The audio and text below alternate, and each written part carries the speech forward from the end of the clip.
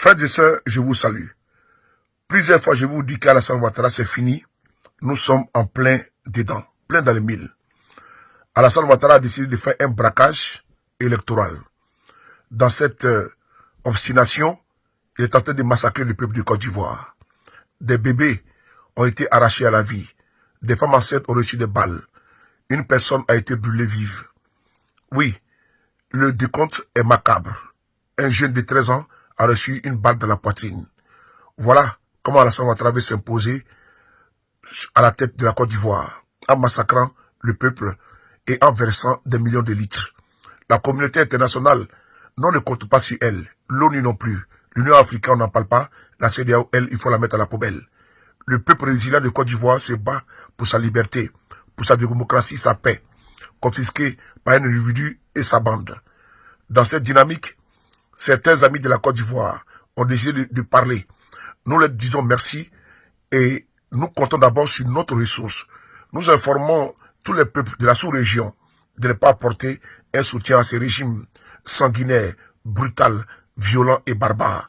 Nous allons lire ici un communiqué de la France Insoumise, un parti politique français qui apporte son soutien au peuple résilient, courageux de Côte d'Ivoire qui se bat contre la tyrannie, la forfaiture du despote Alassane Ouattara. On va lire le communiqué. Communiqué.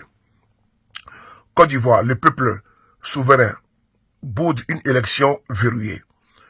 Lundi 27 octobre 2025, en Côte d'Ivoire, l'élection présidentielle est comme attendu marquée par une abstention massive et résultat verrouillé d'avance désignant vainqueur Alassane Ouattara au pouvoir depuis 2011.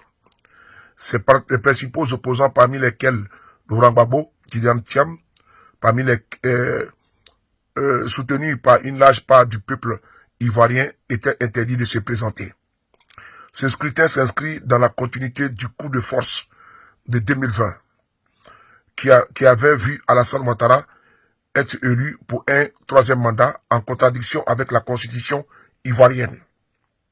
La diplomatie française ne doit pas apparaître en soutien à cette opération. Elle doit rompre avec l'appui systématique apporté à Alassane Ouattara, dont l'arrivée au pouvoir en pleine guerre civile doit beaucoup à Nicolas Sarkozy, suivi sur ce point par ses successeurs et une communauté internationale appuyant un agenda néolibéral. Le rôle de la France en Afrique est d'être du côté des peuples souverains, pas des chefs d'État autoritaires, incapables de répondre aux aspirations citoyennes d'une jeunesse de plus en plus mobilisée.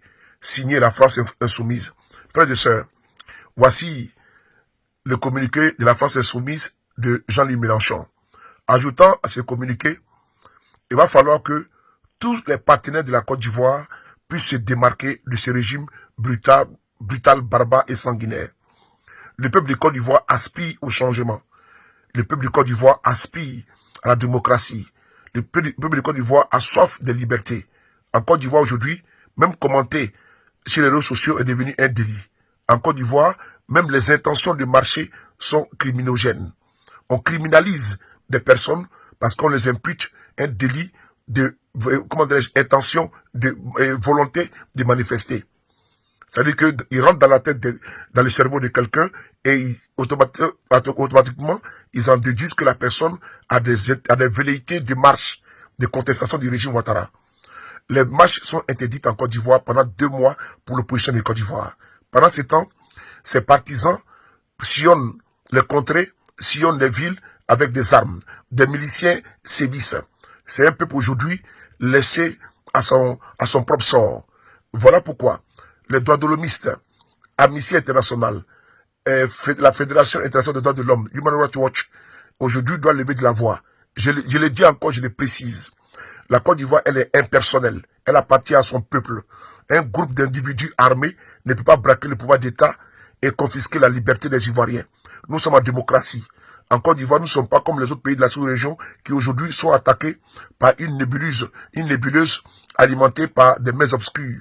Je parle ici du terrorisme. La Côte d'Ivoire aujourd'hui selon M. Ouattara, est en paix. Mais une paix braquée, une paix armée, où les Ivoiriens n'ont pas la liberté de parler. Voilà pourquoi nous avons dit, et nous cessons de le dire, face à la dictature, la révolte, elle est du droit. Les Ivoiriens sont révoltés, ils veulent s'affranchir de ce régime brutal, barbare. Ils nous parlent des pouvoirs des pays où ils ont fait des coups d'État. Nous préférons ces pays-là, où il y a eu des coups d'État aujourd'hui, qui ont ramené les politicards, comme Alassane Ouattara, au garage. Parce que je préfère un coup d'État armé, des militaires, qu'un civil qui fait un coup d'État et puis qui refuse de le reconnaître. On a vu ce qu'on fait des coups d'État dans certains pays. On a vu combien de fois ils ont redonné au peuple leur souveraineté, leur dignité, leur fierté et leur indépendance vraie retrouvée. C'est de ça qu'il s'agit. En Côte d'Ivoire, nous avons une junte, nous avons un braquage d'État, un coup d'État civil et on nous empêche d'en parler. Personne, normalement, si c'était dans d'autres pays, on allait voir un torrent de condamnation et de dénonciation. On voit aujourd'hui que certains, dans une hypocrisie et dans un soutien, dans un soutien complice, dans une complicité de crimes commis par M. Ouattara, ne veulent pas lever de la voix. Nous comptons sur le peuple de Côte d'Ivoire et nous allons nous affranchir de notre dictateur. Voilà pourquoi nous saluons ce communiqué. Nonobstant, nous comptons sur le peuple souverain de la Côte d'Ivoire, qui est le seul maître, le seul juge. Personne ne viendra faire notre combat à notre place. C'est nous qui souffrons, c'est nous qui vivons les douleurs, les maîtressures, c'est nous qui vivons les violences de ce régime immonde, honni et vomi par le peuple. Et nous allons le combattre jusqu'à notre dernière énergie. Nous allons nous battre pour arracher notre liberté que personne ne doit confisquer. C'est pas Alassane Ouattara qui va remettre la Côte d'Ivoire dans un parti unique. Merci beaucoup. Courage et résilience à tous. On est ensemble.